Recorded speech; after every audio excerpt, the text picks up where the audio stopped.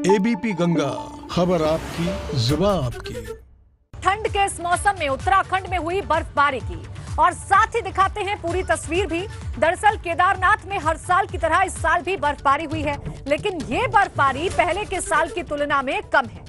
जनवरी और फरवरी के महीने में केदारनाथ के पहाड़ बर्फ से ढके रहते थे और हर तरफ बर्फ की सफेद चादर नजर आती थी, लेकिन इस बार बदलाव आप देख सकते हैं कि ज्यादातर पहाड़ काले नजर आ रहे हैं। यानी पिछले साल की तुलना में इस बार कम बर्फबारी हुई है। केदारनाथ के पैदल रास्ते की ये तस्वीरें हैं, जहां उस स्तर की बर्फ देखने को मिल नहीं रही है जैसा हर साल देखने को मिलती है। दरअसल पिछले साल की तुलना में इस बार केदारनाथ में बहुत ही कम बर्फबारी हुई है, जहां जनवरी महीने में केदारनाथ धाम 5 फीट से अधिक बर्फ से ढका रहता था। वहीं इन दिनों 1 फीट तक भी बर्फ नहीं है। इसके अलावा छानी कैंप तक पैदल मार्ग पर कहीं भी बर्फ नहीं है। छानी कैंप से आगे बेस कैंप तक कुछ स्थानों पर पैदल मार्ग पर ग्लेशियर बने हुए हैं। देखिए, सवाल बहुत सारे खड़े हो रहे हैं कि आखिर ये किस तरफ प्रकृति इशारा कर रही है, क्योंकि ये जो तस्वीरें हैं ये चिंता बढ़ाने वाली हैं। जनवरी और फरवरी में अमूमन केदारनाथ बर्फ से ढका हुआ नजर आता था। जहां तलक नजर जाती थी वहां तलक सिर्फ और सिर्फ बर्फ की सफेद चादर नजर आती थी। लेकिन अगर अभी की बात कर लें, हम इस साल की बात कर लें, तो अधिकतर जो पहाड़ियां हैं वो काली नजर आ रही हैं। यानी जो बर्फ है वो काफी कम नजर आ रही है। 1 फीट में सिमट गई इस बार केदारनाथ की बर्फ।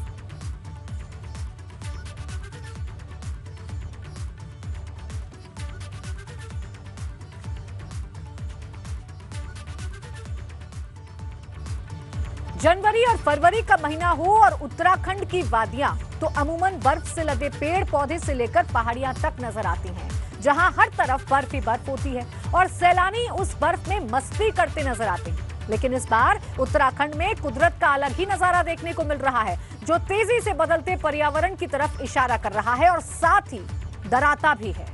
सबसे पहले आपको 2 तस्वीरें दिखाते हैं जो रुद्रप्रयाग की तस्वीरें हैं। एक तरफ केदारनाथ में पड़ी बर्फ की तस्वीरें हैं, तो वहीं दूसरी तरफ आग से धधक रहे रुद्रप्रयाग के जंगल हैं। और ये दोनों ही तस्वीरें ठंड के मौसम की हैं, जब अमूमन पहाड़ियां बर्फ से लदी नजर आती हैं। वहीं आप पहली तस्वीर में देख सकते हैं कि केदारनाथ में बर्फबारी तो हुई है, लेकिन इस मौसम में भी सफेद दिखने वाले पहाड़ खाली पड़े हुए हैं, जो अपने आप में चिंता की बात है।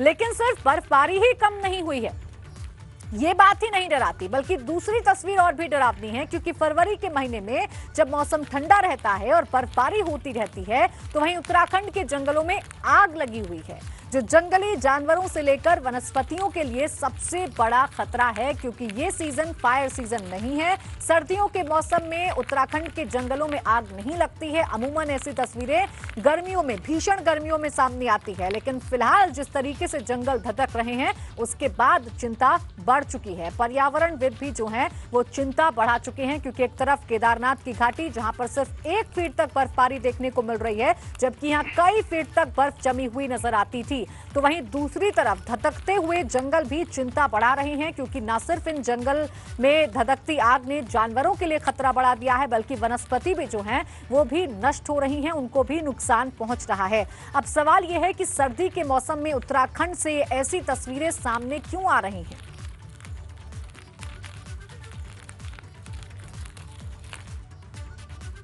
और आइए अब आपको ये दिखाते हैं कि आखिर ये जो बदलाव है वो कितना बड़ा है। दरअसल आपको दिखाते हैं हम तस्वीर। पहली तस्वीर जो हम आपको दिखाते हैं, जो आप देख रहे हैं इस वक्त अपने टेलीविजन स्क्रीन पर, वो केदारनाथ की घाटियों की है, जहां पहाड़ों पर बर्फ तो है लेकिन काफी जगह बर्फ नजर नहीं आ रही है।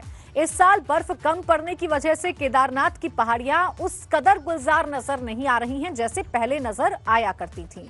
इसे आप दूसरी तस्वीर के जरिए समझ सकते हैं। दूसरी तस्वीर भी केदारनाथ की है, लेकिन पिछले साल यानी कि जनवरी 2020 की तस्वीर है, जहां केदार घाटी पूरी तरह से बर्फ से लदी हुई है और हर तरफ बर्फ की सफेद चादर नजर आ रही है।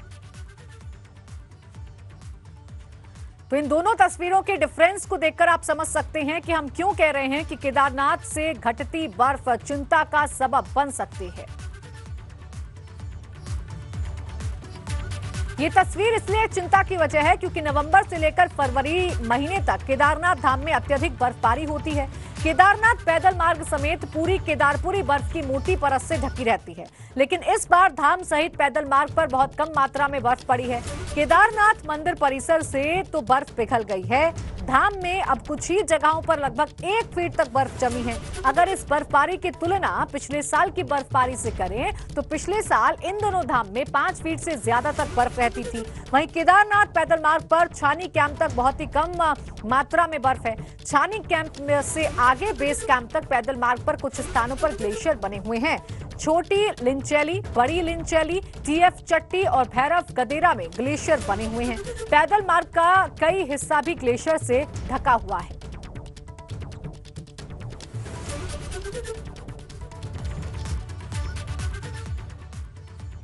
आपने अभी तक समझा और देखा कि बर्फ से ढकी रहने वाली केदार घाटी में कैसे बर्फबारी कम हुई है और उसका क्या असर पड़ रहा है।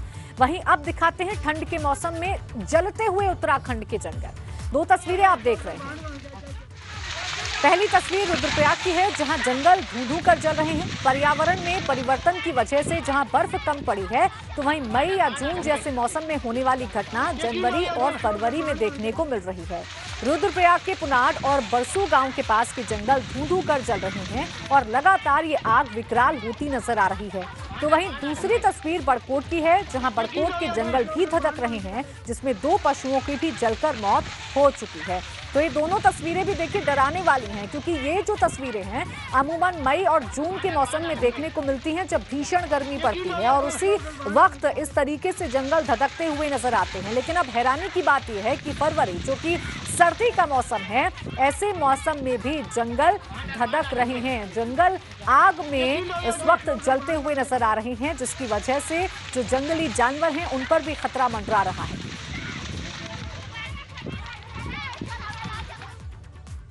और आइए आपको सुनवाते हैं जंगल के दावानल पर क्या कुछ कहना है उत्तराखंड के प्रमुख वन संरक्षक राजीव भरतरी का। कंट्रोल बर्निंग जो है मुख्यतः घास के मैदानों में की जाती है और कुछ वन क्षेत्रों में भी किया जाता है, चीड़ के भी जंगलों में हो सकता है, लेकिन बांज के जंगलों में ये कदापि नहीं करते हैं और इसे कूल बर्निंग भी कहा जाता है। और इसका मुख्य उद्देश्य ये है कि अभी जब एक ठंडा समय हो और नमी बनी हुई हो तो ज्वलनशील जो सूखे गिरे पत्ते वगैरह हैं उनको सड़क के किनारे और संवेदनशील स्थान पे वहाँ पे जला दिया जाए, जिससे कि जब एक्चुअल फायर सीज़न आए तो तब रिस्क जो है और इंटेंसिटी आग की उसको कंट्रोल किया जा सके।